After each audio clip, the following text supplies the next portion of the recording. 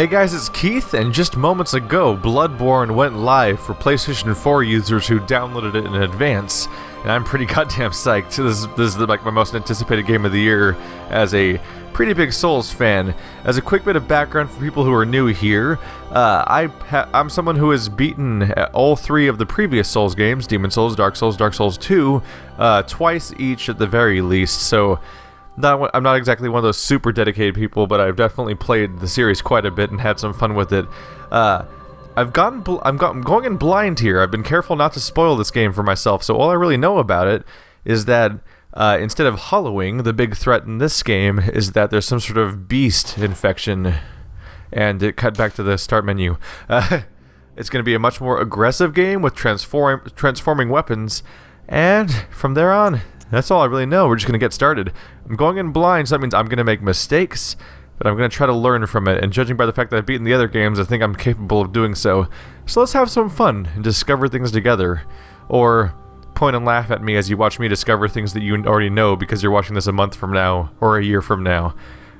Hey, I'm not going to judge. It's your life decisions. It's like the definition of schadenfreude, isn't it? Oh, yeah. Pale blood. Well, you've come to the right place. Yharnam is the home of blood administration. You need only unravel its mystery. But where's an outsider like yourself to begin? Easy, with a bit of Yharnam blood of your own. But first, you'll need a contract.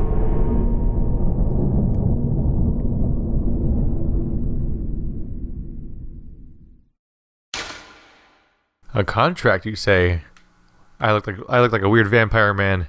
What in the world? That's what we're starting with? Okay. So we can change gender between male and female. Female has a better start than male does, that's for sure. Alright. We're gonna go with mature age, perhaps? Is there there's gotta be an advanced option in here. Or let's go for origins. Milquetoast, ordinary, happy upbringing. All attributes are average. Is everyone level 10 at the beginning? Oh, the waste of skin starts out at level 4. Okay. Lone survivor. You're lone survivor, a lost Hamlet lost Hamlet, really? Hamlet. High life, essence, and vigor.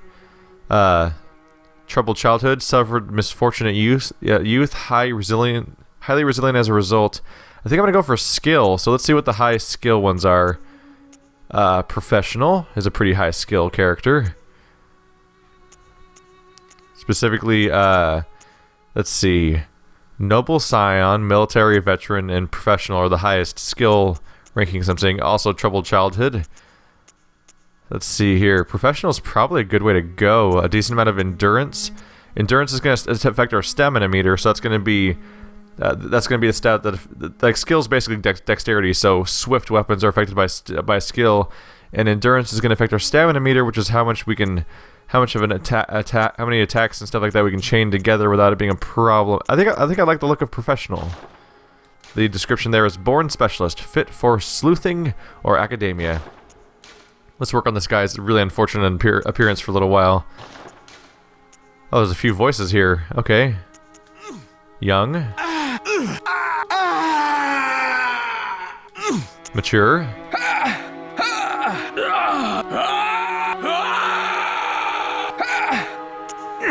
Aged.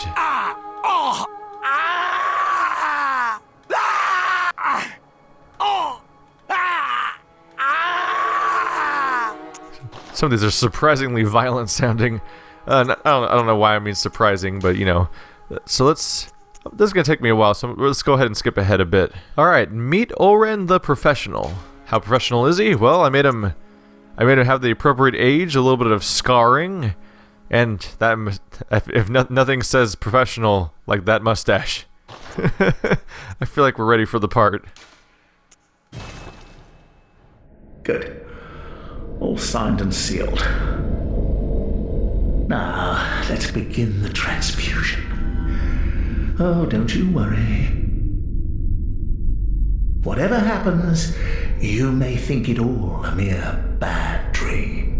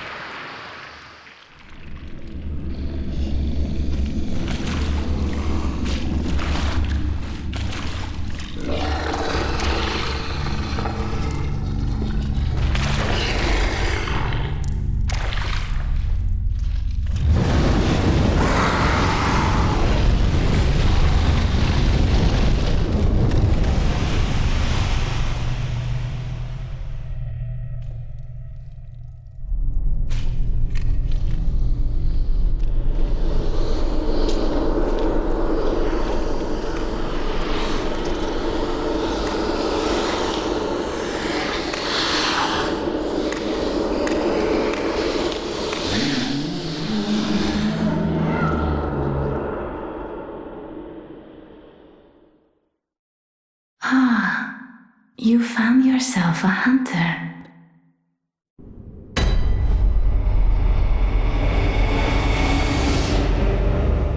Well, this game immediately became nightmare fuel. Do we have an appearance? Okay, we can see ourselves under there. Our slightly concerned, somewhat elderly face. We've seen things, you know. We know how bad things can get here. So I don't currently have a weapon. We have a few doors to pick from. One in the darkness, one in the light. I want to be thorough, so let's check the one that seems to be in the dark direction first to see if I can open it. Door does not open from this side. Alright, should have seen that coming.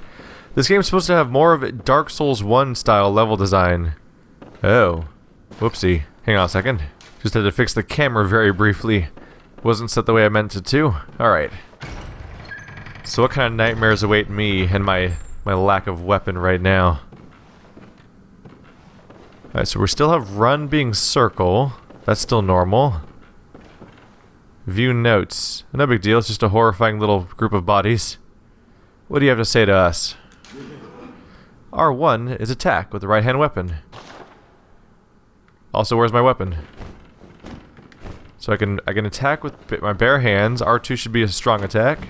Yep. What's L1 and L1 and L2 do? It's switches my stances. Okay. Switches me to two-hand mode with L1 and gets me a different R2. What does L2 do? Oh, that was different. Did that cost me anything, or did I just... Ooh, attack with both hands at once? That's a pretty significant moveset of for being no-handed. Does that cost me anything, or does it just cost a bunch of stamina? Is it just a cool move? Let's see, what's the other note say? R3 to lock on, okay. Anything else around here? So these are terrifying, aren't they? We went from having a symbol on the ground to having little monsters come out of the ground with a note. Those must be the messengers, because we were able to get a messenger skin if we wanted to. Alright, so this is the lab with the transfusions and everything. Where's our enemy? Oh, hello. Am I gonna fight that? Like, right now? Probably want to get my strong attack ready, right? So, not like that.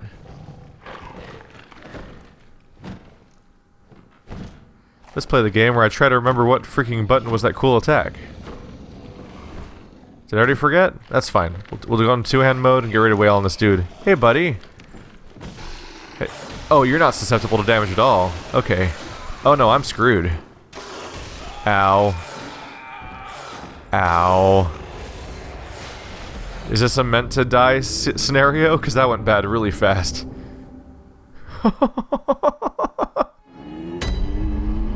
Well, looks like we're sticking to the trend set by Demon Souls and Dark Souls 1, where they start things off with a really tough encounter that you're basically meant to lose at.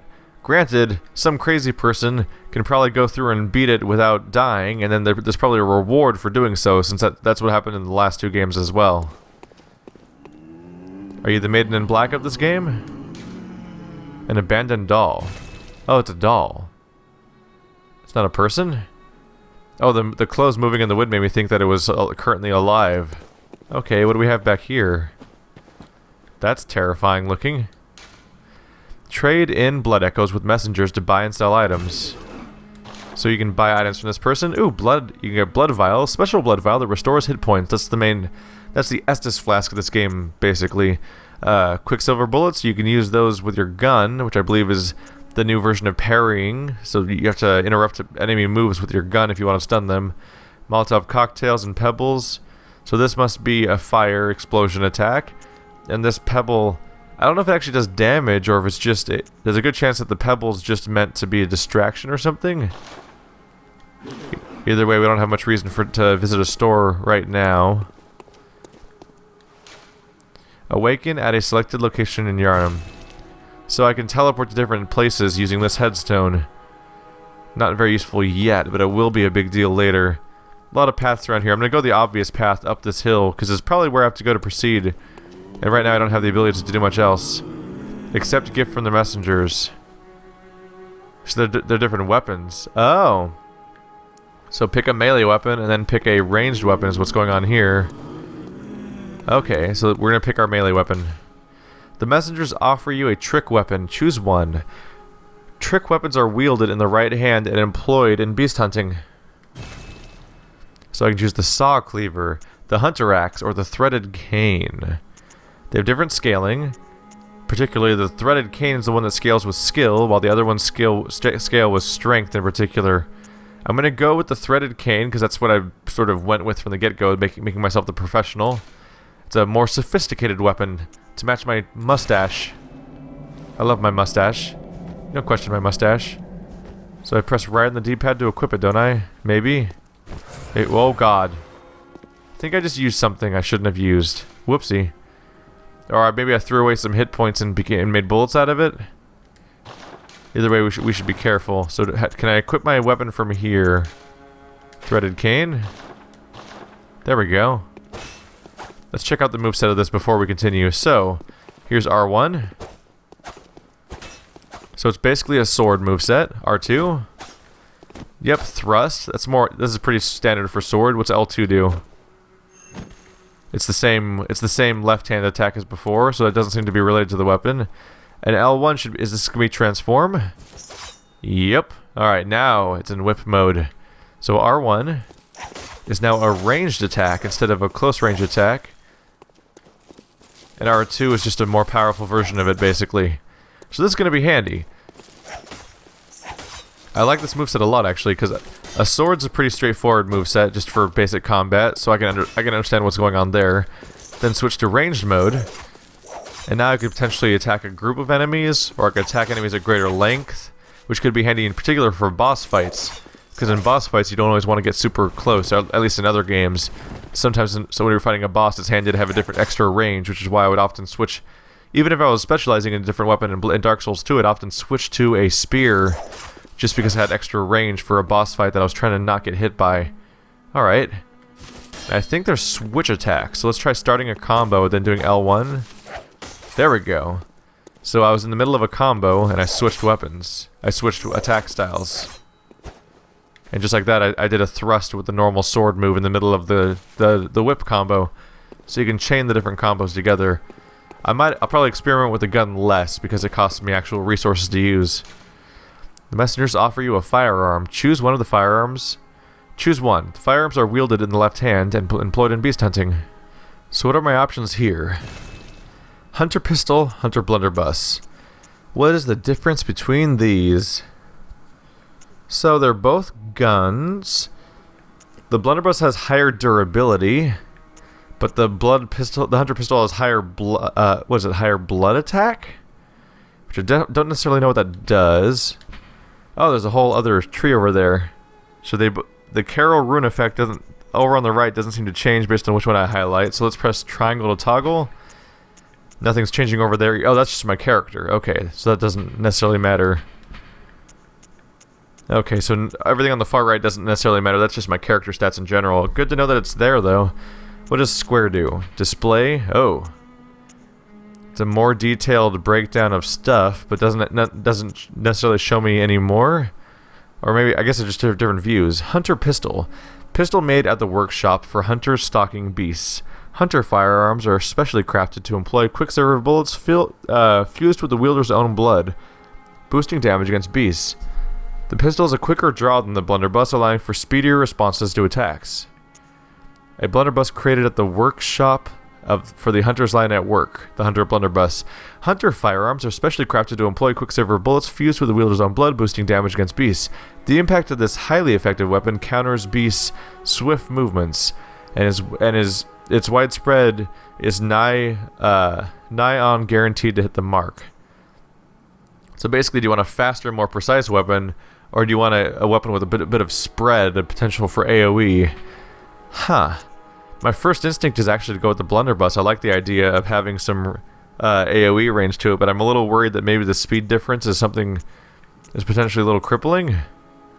There's controls here. Oh, that's R3 to help. So let's go highlight that blood attack. Blood type attack, mainly dealt by firearms. So that didn't help us at all. So the implication here is that the hunter pistol is way stronger.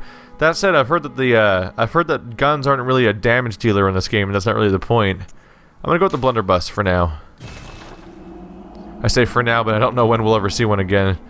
While we're here, let's go ahead and look at my, let's take a closer look at my weapon that I've picked here. Hunter's Mark. Sacrifice old blood echoes and awaken anew. Oh. This is an item I can consume to just give up, give up my current currency and just teleport out of there, basically. Dangling upside down rune etched in one's mind. Symbol of a hunter.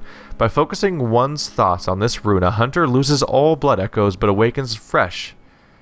As if it were all just a bad dream. So it's like the homeward, not even a homeward bone actually. It's the dark mark, right? That's an ongoing thing. Is like every Souls game has some sort of item where if you get stuck, you can teleport back to town, but you're gonna lose everything. Threaded Cane.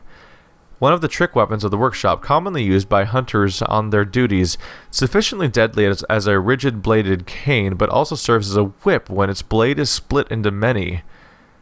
Concealing the weapon inside the cane and flogging the beast with the whip is partly an act of ceremony, an attempt to demonstrate to oneself that the bloodlust of the hunt will never encroach upon the soul. Nice little bit of nuance there. We have a whole costume here. Black Hood. Hood worn upon awakening from the nightmare of blood and beasts.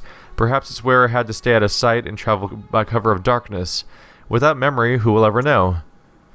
Foreign garb. Clothing worn upon awakening the nightmare of blood and beasts. Not typical clothing for Yharnam. Perhaps it is of foreign origin. It is said, after all, the traveler came to Yharnam from afar. Bandage worn upon awakening. A faint memory recalls blood administration involving the transfusion of unknown blood. Not long after the nightmare began. Trousers worn. Not typical clothing for Yharnam. Perhaps it is of foreign origin. It is said the traveler came from Yharnam from afar. So we have multiple hints here. Multiple reminders that some sort of nightmare starts here. That we had a blood transfusion. That we're a foreigner. And that there's some inference that perhaps we were hiding. I like those question marks and suggestion in the description as opposed to just statements, because it sounds like VatiVidya just wrote the descriptions to the items themselves, which is going to be funny. It's going to be funny seeing videos of people speculating about the story of this game and background lore when the game itself almost sounds like it's speculating on its own right. Alright, a gift from the messengers. A notebook received from the messengers. Leave messages with those loyal servants to share them with hunters in other worlds. That's our soapstone, basically. Notebook. All right, let's head on through. It's closed. Oh, that's not what I was expecting at all. Are you guys? You guys anything else for us? View notes. Let us cleanse these foul streets. Appraisals 1. Oh, you can press left or right on the D-pad to declare it as fine or foul. So these are reminiscent of a bonfire. So these are messages from other players at this point. So I can't continue through this doorway. So we need to find another path. Headstone. What's this? No place to awaken. No place to awaken. Oh, I get it. Okay, so this is going to be no place to awaken. So we have a bunch of headstones along the side of this path, and they're all in a row here. This is our game progression right here. This what we're looking at right here is actually our first glimpse of the Demon Souls style level progression. So this is the hub world. This is our Nexus location. And as we progress to these areas, we can go in. So I'm able to pick the first floor sick room. Apparently, am I about to go back in and fight the same werewolf again, but now with a weapon? This one still isn't reacting. It's got to do something at some point because it's just sitting there. A short ritual root chalice is required to connect a ritual. It says chalice. That might be for the chalice dungeon, which is the procedurally generated dungeon that's in this game. A holy chalice is required. Yeah, these are all chalice related. So you must have to do a bunch of... This is all chalice dungeon related as far as I can tell. Does it say that down here too? Yep. Sure does. And that's the closed door I still can't proceed through. This one's kind of off on its own. Can't interact with it at all. What's down here? Buy with insight. This path appears to be linked to the nightmare, but there are no messengers. So that particular spot seems to be related to something. We're already referring to this stuff as a nightmare, which means there's definitely going to be speculation of people saying, the whole game isn't real, none of it actually happens, it's all in your head, ooh. which is not entirely invalid. After taking damage from an enemy, there's a period of time in which attacking the enemy in return will restore a certain amount of hit points. R1, when next to a staggered enemy, visceral attack. Shooting your firearm will interrupt and stagger an enemy when properly timed to their attack. Hitting an enemy from behind with a charge attack causes them to stagger. R2 is strong attack, hold 2 charge attack. Oh, there's my charge, as opposed to just this. Let's try here's a normal R2. Charged R2. Oh, doesn't happen. It has to be in sword mode to do that charge attack. Although my left-hand charge attack seems to always be applicable. L1 to transform. Figured that already. Figured out that one before. Let's back up the central path, I think. Is there a guy over here? Gestures on the left, personal effects on the right. Ah, okay. Oh, they want me to use the touchpad here? This looks confusing. Ha! Okay. What's this say? Entrusting your notes with messages will allow hunters from other worlds to read your words. Let's try this other direction we haven't tried yet. There's a doorway here. It's closed. Okay. Press up for emergency Quicksilver Bullet replenishment. Use with caution. Performing this action drains hit points. I did that on accident earlier. That's why I'm down on hit points. Switch weapons with left and right. Oh yeah, that reminds me. I need to equip my... Where do I go for my... There we go. So the first two are melee weapons. The second two are ranged weapons. Go ahead and pull out our blunderbuss. Square is to use items. Down toggles items. I don't think we currently have any to put on, but I'll check. We have a notebook. So if I run up and press square with the notebook, I can write a note. And yep, there we go. We're going to want to get actual items to use, though, of course. So where do I go for... I guess I must just have to use this grave stone to continue the headstone, because everything else here is pretty explored. Alright, the first floor sick room. Is this going to take me right back to where I died?